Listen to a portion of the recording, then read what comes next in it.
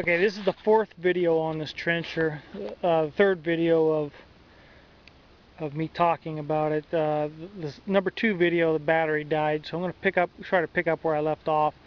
So, as you saw, the trencher was digging a foot wide in the first video where I was running the machine in the dirt. There's empty stations on this chain because I leave those empty and put on brackets for different widths as I go wider. Here's a 15-inch bracket. There's 2 more that aren't in the picture here that will probably go with the sill. The 15 inches are for 2-story houses. That's what code is around here. This roll bar can be easily welded back on. I made a clean cut on it when I took it off. For what I use it for, I don't need a roll bar. It was just an obstacle. These rock tooth pocket holders are $35 a piece when I was buying them. So there's 70, another 70 makes 140, and so on around the chain. So it's a very expensive chain. The pockets were not, these were not new when I replaced the chain. The chain is fairly new. These are a little bit worn.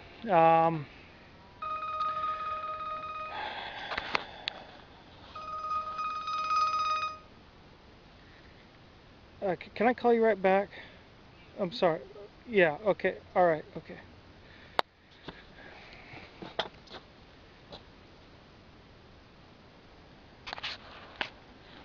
I'm trying to think what else here. These 3 levers for digging boom up and down. Blade angle it from side to side when you're backfilling, and blade up and down.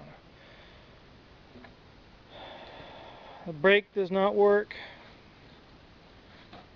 It hasn't worked since I owned it, and I just wasn't anything on a high priority list to get going. It's got a master cylinder down there and a brake disc with kind of like a works much like a pickup with a hydraulic or a brake fluid, manual hydraulic brakes where the calipers clamp onto a I don't know if you can see it. Yeah, we can. A disc down there. Now, I really don't know what the problem is. I haven't really got into it. It's probably a seal on the calipers, probably, and it just the conventional type distributor on this works fine. The points last a long time, so I never went to the electronic on this. Like the twin cylinders, they don't last worth beans, but this one seemed to be okay. I always preferred the gas engines. This is a 35 horse gas. I prefer it because I've always been able to fix it and repair it myself and troubleshoot it in the field or whatever, whereas a diesel you might be ordering parts or it's more complicated.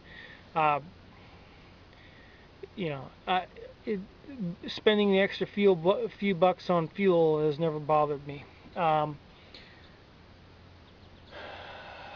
Original alternator. These coupling jacks are for a backhoe attachment that would attach to the front of here if you ever put it on. This right here, I bumped into a fence or something when I was maneuvering around in a tight spot, bent this, and it affected the spring seat of this valve here. So it's got a slow leak. It makes a mess.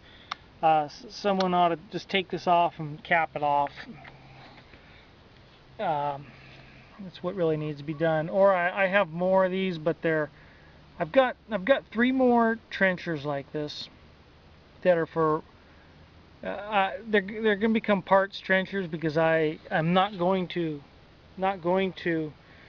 one of them I was going to get going, rebuild. I have bearings for the digging attachment. I have an extra shaft made out of stress proof. I got it with all the bearings and seals, so I'll be getting rid of that. I've got three more of these with no where I pull the motor and tranny off and have them in storage. I have two more. I got two more running motors and trannies that are that the trannies hooked to the motor with all the accessories. It's kind of a yank it out, drop it in type deal. So I got two more running ones that are used that will be being sold, and I have three R40s with the hydraulic systems that have never been picked apart. It's totally enclosed system, so if someone were buying this and some farmer were buying it and was going to use it for years to come, and it might be I would think it would be I would advise buying the rest of that stuff from me so you can have all those parts. I acquired them for that same reason, and when I break, I don't want to call Ditch Witch and be driving a long ways and waiting a few days for it to come in or whatever.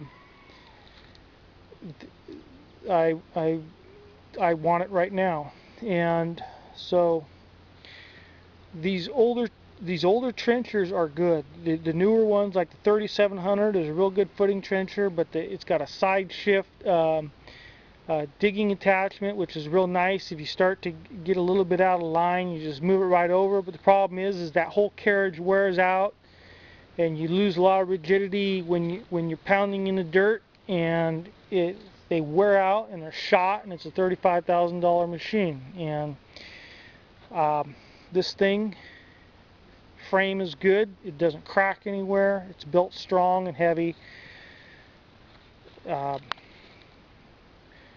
So, you know, for a price, you can very reasonably. I am depleting anything to do with trenchers. I'm getting rid of them.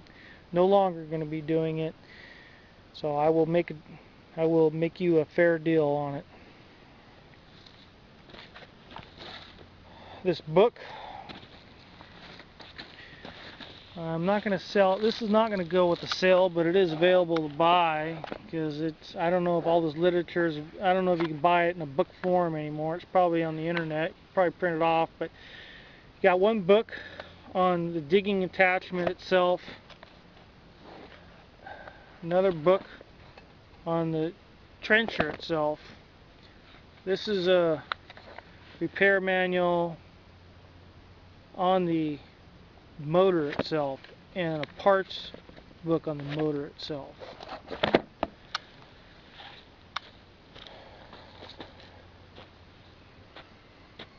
If you have any more questions, you can either contact me by email or phone number if listed, or whatever on there. I think the phone number is I think I'm going to list a phone number on these. That's it.